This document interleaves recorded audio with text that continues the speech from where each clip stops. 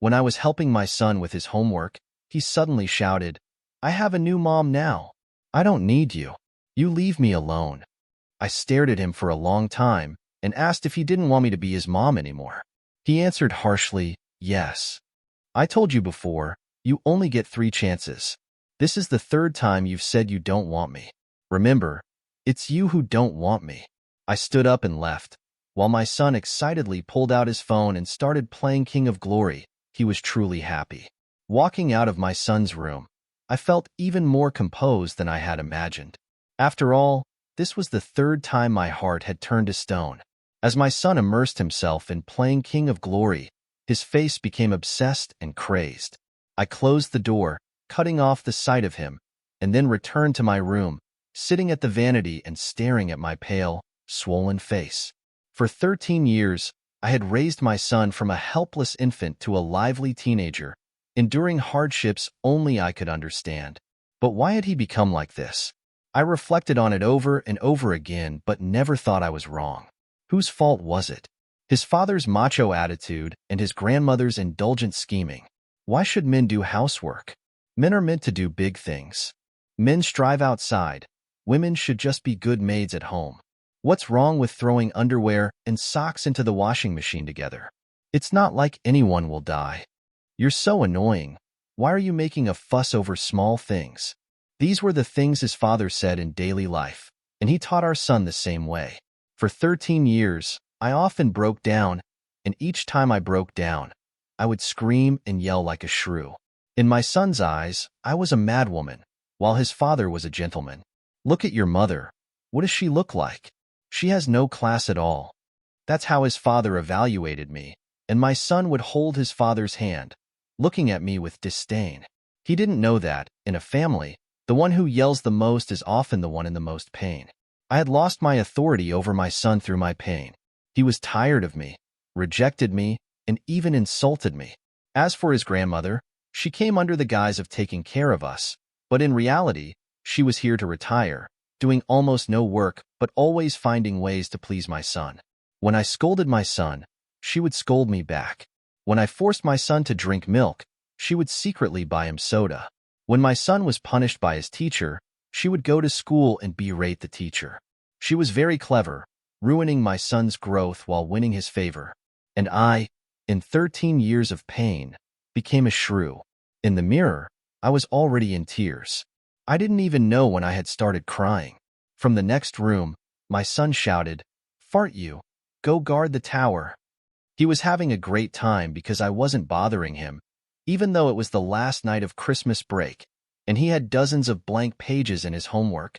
I took a deep breath, patted my face, and tried to collect my emotions as much as possible. Letting go of someone is not easy, but what follows is the joy of relief. Once you come to terms with it, it's not a big deal. I stood up and carefully examined my bloated body in the mirror, the traces of 13 years of hardship. 13 years ago, I was a graceful college graduate, working as the general manager of a beauty chain store. Thanks to my excellent abilities, the boss's wife treated me like a sister.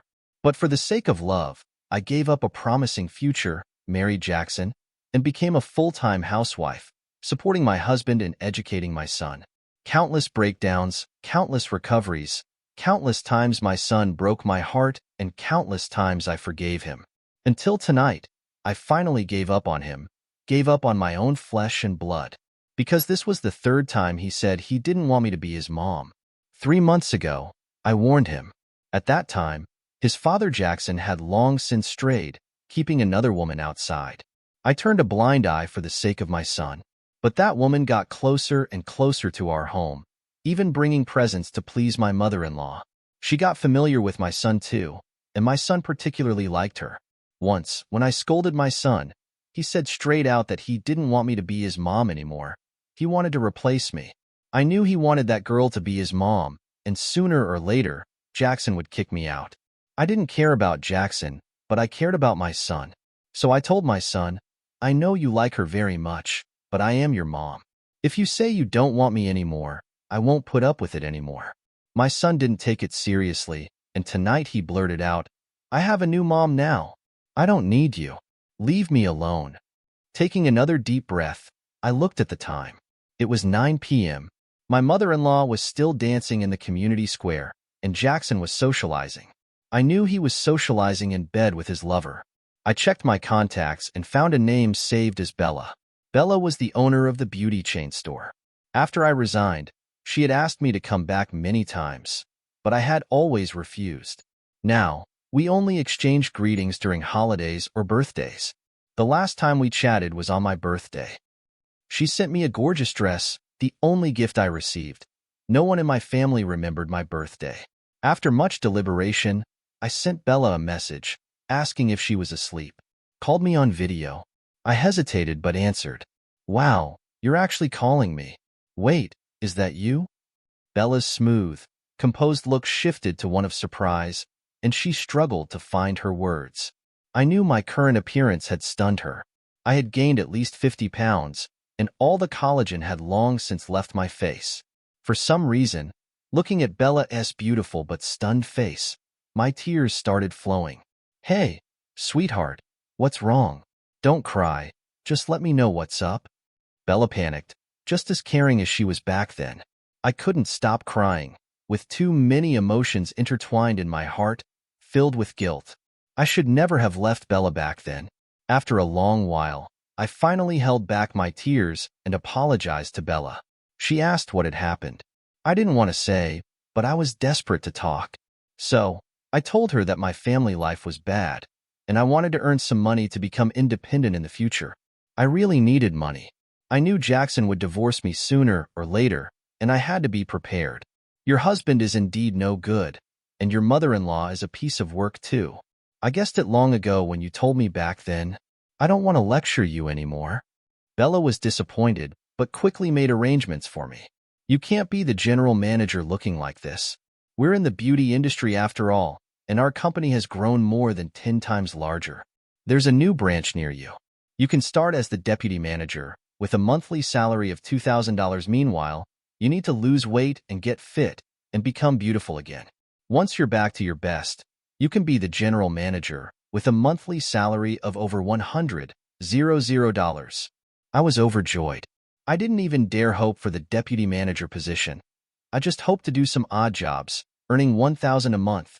I never expected Bella to directly make me the deputy manager, with the potential to become the general manager. I was capable and ambitious, so I accepted without hesitation. Bella, give me a year, and I'll come visit you at the main store. Bella, you don't have to wait that long. Come by whenever you want. Just take it easy. Bella understood that I wanted to use the year to work on myself, but she didn't want me to push myself too hard, knowing a year wasn't a long time. After the video call, I finally smiled and immediately dove into the beauty industry materials Bella had sent me. 13 years had passed, and the beauty industry had changed significantly. I couldn't afford to slack off. I had to fully understand it to be a good deputy manager. I studied until 10 p.m., filling 5 pages with notes, when my mother-in-law returned. She slammed the door open and then shut it even harder, the bang reverberating painfully in my ears. It was the same every day, no matter how many times I asked her to be quieter. Grandma, look at my score, 23 kills, MVP. My son ran to greet her, clutching his phone.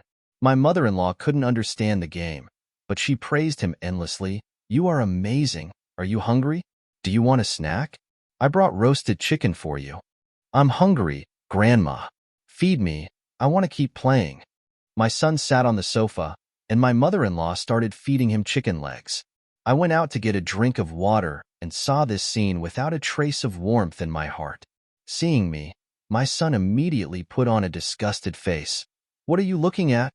I silently poured a glass of water, thinking to myself, just endure it, for a year. Exactly a year later, I would tell him, it's you who didn't want me. You will face the future alone. I would no longer argue with him. I had no energy left. My mother-in-law glanced at me. Ready for another round of scolding, are you? Luke has been studying all day. It's normal for him to play games and eat chicken. Humph. My son didn't look at me but turned slightly to express his displeasure. Take your time eating. I'm busy. I took my water and went back to my room to continue studying the materials. What's wrong with your mom?